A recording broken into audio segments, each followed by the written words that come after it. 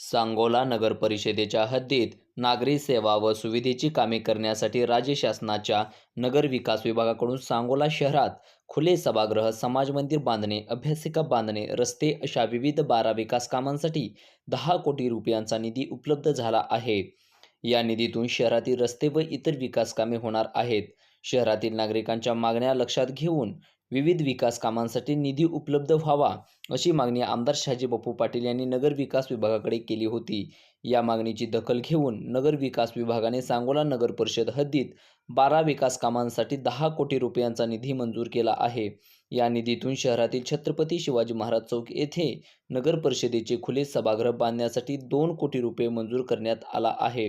आधुनिक सुविधेसह हे सभागृह उभारण्यात येणार आहे. याचबरोबर होलार नाभिक समाजासाठी देखील सभागृह होणार असल्याचे आमदार शहाजी बापू पाटील यांनी सांगितले आहे.